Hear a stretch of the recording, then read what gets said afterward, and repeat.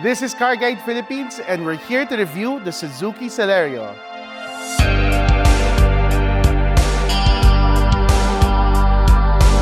Hey guys, I'm Nix, and thank you for watching this video. If you haven't yet and you're watching this on YouTube, consider subscribing to the YouTube channel. And if you haven't yet, consider liking our Facebook page for the up-to-the-minute news, reviews, and features. And if you want long reviews of cars like this or other cars in the Philippines, you can check out CarGuide.PH for reviews from Yuli. Okay, now with all that out of the way, let us go to the review of the Suzuki Celerio GL AGS. Before we go to the usual format of how we review cars, I think for this particular one, we have to talk about the drivetrain of the Suzuki Celerio, because this is a unique case. You have automatic cars, manual cars, CVTs, double clutches, but in the Suzuki Celerio's case, this is what we call an AGS system. So AGS stands for automatic gear shift. So it is a system that makes it an automatic car, but structurally, it's actually a manual transmission that has a computer box that communicates with the car to shift automatically. So that's the gear actuator. So it looks like a conventional automatic, but if you look here, you'll see there's no P because there's no parking. Because essentially, this is a manual car with a computer as the gear actuator. Question now, how do you park the car? Just like a manual car, you put it in neutral and then lift the handbrake. So that's the park mode, basically. Neutral and then handbrake. With the AGS system, it runs with a 1-liter inline-3 naturally aspirated gasoline engine. Considering that this is around 800 kilos only, that engine paired with this car, it really works well. So here at front, you have this like cute Suzuki styling over here. So for those who are into chrome, I'd like to report that there's a nice chrome lining over here. I'm more of a blacked out guy, but it actually looks good. And then over here, you have halogen lights. And then you have plastic trimmings here on the edges. And then as for wheels, it comes with 15-inch blacked out alloy wheels that look glossy, more glossy than matte. So on the outside, it looks like a really small car, especially with a 5'11" or 6-foot guy like me. Depends what you want to put in your dating profile. But on the inside, a big guy like me, look at that. I have a lot of headroom, and that's where its cute, chubby proportions come into play. I have so much headroom despite my size. And unfortunately, this only has a 4-way adjustment, so front and back. I'm all the way at the back. And then the tilt over here, there. But I'm able to still get a nice, comfortable driving position. And then here you have automatic start-stop. You can turn it off. And basically, the automatic start-stop is when you're driving in traffic, it turns off the engine for as long as it can to save fuel. But do take note, one thing I observed is when the automatic start-stop would activate, the AC part, the coldness of the air, starts to stop. So something to keep in mind. You have a steering wheel over here, no buttons on the right side. On the left side, you have next, previous, mute, mode, and then volume control. So it's nice and simple. Actually feels good. Nice, good plastics over here. And then the instrument cluster, you have a big one here in the middle that shows the speed of the car. And then you have a small dial here on the bottom right, which shows the shift position, if it's a neutral, reverse, manual mode, or drive. And then like basic info and a clock. And you know what? It's simple. That's all you need. Nothing to complain about. Oh yeah, it also has its revs. You can see the revs here. Yeah.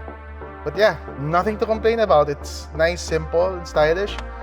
Maybe for me, I wish it was black and white in terms of scheme, but the orange is not too bad here. I mean, what I'm starting to notice, it seems to be a trend on the cheaper cars. A little part of its quirkiness is the lock and the windows up and down. You won't find them here on the side. You'll actually find them here in the center together with the hazard light. And then, of course, you have your 6.2-inch infotainment system over here, which I tried using the WebLink app and I was having a difficult time. So for those who know how to use it or who can spend like the extra brain cells to activate it, you have that option. But for those who are looking for the convenience of Android Auto and Apple CarPlay, you won't find it over here, and I think it's a big miss. Like the LED headlights, I can understand, you're trying to cut costs, but I think at this point, all cars should have Android Auto and Apple CarPlay. And for this car not to have is kind of a bummer. But, at least there's Bluetooth, so you'll have to sacrifice maybe this aircon vent if you want to have your phone like up here while, using Waze or Google Maps, which I was using. Simple, clean. I like the stitching pattern, and I like the seats especially. Like, underrated feature of this car is the seats. It's really nice. So as you can see, the Suzuki Celerio is a really simple car, and despite its small size, I actually have a lot of room. Okay, so one of the features I do like about it is the door almost opens at an almost perfect 90-degree angle, which makes it easier to get into. But that is now the leg room. Yeah, 2 to 3 inches. That's a lot of headroom. And then, let me scoot this headrest up. Oh, that makes me have a little more headroom because I'm slanted. And this is all the way back. And what I like here is they sort of have this slight scalloped part of the seat, which allows me to have leg room. So yes, there's contact here. Actually, and my left knee, it's actually popping out here, so there's no contact here. But as far as the right knee is concerned, there's like a little rubbing, but not bad. It is not bad at all. So yeah, like leg room, you have it. Headroom, definitely have it. Shoulder room, as a 5-seater, if they're big guys like me, I doubt it. Maybe if they were children, yes, or really petite adults, all 3 of them. But for big men like me, this is definitely a 4-seater. But this is what I'll say. If there was another me here in this seat, you will actually have enough shoulder room to have a little space in between. So there's that. Just like the quirkiness up front, you won't find the window controls here. You'll actually find it down here. As you can see, it's a deep bucket type. So if you put like a small amount of items here, it's safe from slipping out. So if you prefer something that's more flatbed, you won't find it here. This is more of a deep bucket. But what's nice though, it has this privacy cover. So if you close it, you won't be able to see what's inside. Unlike the competitors, that's more of a bench type to fold the seats down. The Suzuki Celerio's approach is still a 60-40 split. If you need just a small portion to be flattened out to put longer objects, you can do so with this one. For bigger objects or for the 60% part, you could do that, and you end up with a flat second row configuration. On one end, I'm like, it was a missed opportunity to make it like a flatbed type, or to have like this cover done in such a way where you can, put it like this, where it's like a flatbed. But in the Suzuki Celerio case, nope, it stays as a bucket the whole time. That's basically it for the trunk space and cargo versatility of the Suzuki Celerio. Now, all that's left to do is drive this car. This is the driving impression of the Suzuki Celerio GL AGS. Right off the bat, if you have driven the Suzuki Alto, the Suzuki Celerio has like the same DNA of being a small but still space-efficient, nimble car. And so if you look at it on paper, it seems like the Suzuki Celerio is underpowered, under-torqued, but you have to consider this is one of the lightest cars out there, around 800 kilograms. It's basically like half a car in terms of weight. So, which means that in terms of power, it's almost twice the power. What you will observe early on as you drive this car, it does behave like a manual car. How is the steering of the Suzuki Celerio? For a small car, it's very excellent. It has that right amount of tightness where it feels natural, like you're actually controlling the car. It's not artificial light. And because of its size and lightweight, it's very nimble. Brakes excellent. It brakes on the dime. If you need to feather it or a light brake, you can feel it. And then when you need to brake instantly, it does so with ease. We are now at the juicy, controversial part of this review video. How does the Suzuki Celerio drive in terms of acceleration with this AGS system? And here, this is what I'll say.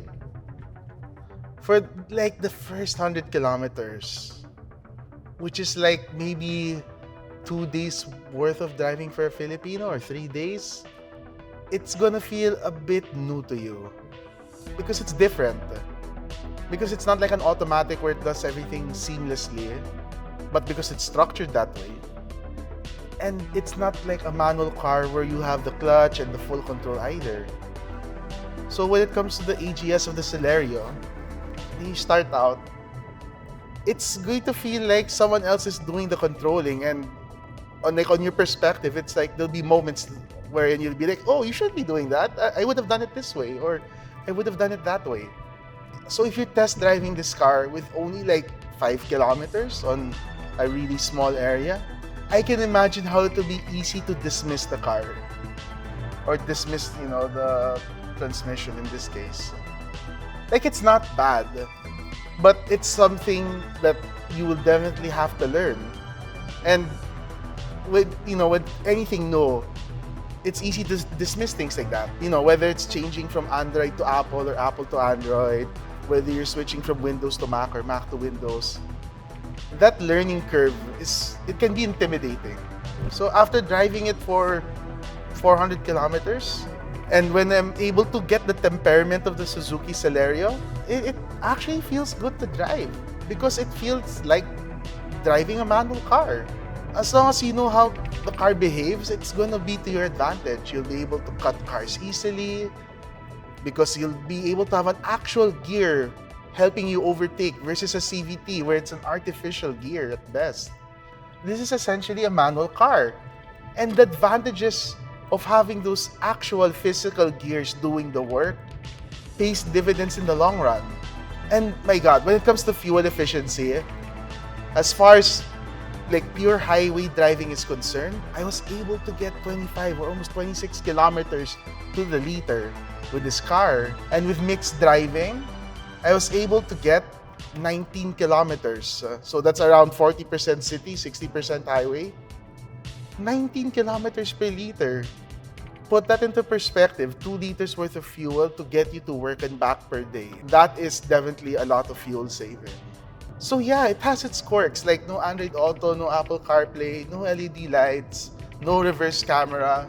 I call it quirks because at the end of the day, driving this car day in and day out, so many kilometers put in this car, I'm starting to have an emotional attachment. And it took me a while to understand why. Like, what, Nix, why are you having an emotional attachment with such a car? Because on paper, the competitors may be better. As someone who enjoys driving and as someone who is particular with like the mechanics of driving for cars, aside from its practicality, its lightweightness, it's being nimble, it's being responsive, its steering being like very intuitive because you can really feel it. When you put all those things together, because of the rawness and honest driving feel of the Suzuki Celerio, it's enjoyable. It really reminds me of the Suzuki Alto. Like, at the time, it was one of the cheapest cars available. There was a beauty in its simplicity because what you ended up with was a very raw, unfiltered driving experience. And the Suzuki Celerio is all that while still feeling modern. So, who is this car for? I think the Suzuki Celerio is the perfect representation of what practical, light, nimble, and fun to drive is. And if that's what you're looking for, you might want to consider the Suzuki Celerio GL AGS. Because one thing's for sure, despite what I call quirks or the things that are missing, it is really an enjoyable car to drive daily. If I, right now, have a small emotional attachment to this car, just like I had with the Suzuki Alto back in the day, I think that if you buy this, you will be enjoying this car.